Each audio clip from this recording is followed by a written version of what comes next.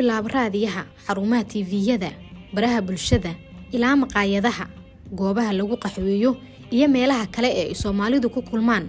Doorashooyinka Soomaaliya waa mid ka mid ah qodobada ugu weyn ee loogu hadalhaynta badan yahay. Maxay ku saabsan yihiin arrimahan oo dhan? Sidee doorashooyinku qayb uga noqon karaan dhismaha guud ee dimuqraadiyadda Soomaaliya? Dastuurka Federaalka ku meelgaarka ah ee Soomaaliya 2012 waa sharciga asaasiga ah ee qaran madax bannaan. Maadaama uu yahay heshiis bulsho, dastuurku waxa uu xukumaa wax kasta oo la xiriira nolosheenna, laga bilaabo xuquuqda noolaanshaha, waxbarashada, ka qaybgalka siyaasadda ilaa xorriyadeenna iyo waajibaadka muwaadiniinta. Wuxuu qeexayaa xeerarka iyo mabaadi'da hagaya nidaamka iyo howlaha dalka. Dastuurku wuxuu ku waajibinayaa dowladda federaalka inay qabanqaabiso doorashooyin 4 sano oo kasta si loo doorto baarlamaan federaal ah ee cusub iyo madaxweyne federaal ah. Baarlamaanka federaalka wuxuu sameeyaa sharciyo, wuxuu ka doodaa arrimaha muhiimka ah ee danta guud, wuxuu matalaa aragtida muwaadiniinta Soomaaliyeed guud ahaan dalka oo dhan. Wuxuu u codeeyaa miisaaniyadaha la soo jeediyay ee loogu talagalay dowladda federaalka oo dhan.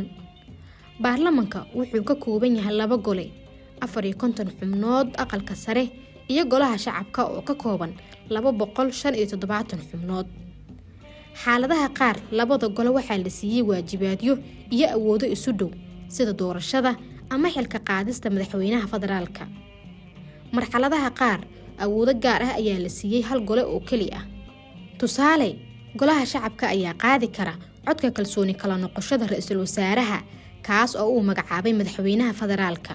Sharci dejiyaasha aqalka sare waxa ay hindisi karaan, ansixin karaan, wax ka bedeli karaan ama diidi karaan sharciyada la horkeenay iyo waxa ay ka qayb qaadan karaan hanaanka lagu magacaabayo xubnaha qaar ka mid ah gudiyada qaran. Madaxweynaha federaalka waxaa dooran doona xubnaha cusub ee la dhaariyay ee baarlamaanka 11aad ee federaalka Soomaaliya muddo xileed 4 sano ah. Dastuurka 2012 sidoo kale wuxuu madaxweynaha federaalka saarayaa awoodo iyo mas'uuliyado khaas ah oo sarkaal dawladeed ama hay'ad kale qaadi karin. Maadaama uu yahay madaxa dalka, madaxweynaha federaalka waa calaamad midnimo qaran, waana taliyaha guud ee ciidamada qalabka sida. Wuxuuna magacaabaa ra'iisul wasaaraha, wuxuuna saxiixaa heshiisyada caalamiga ah.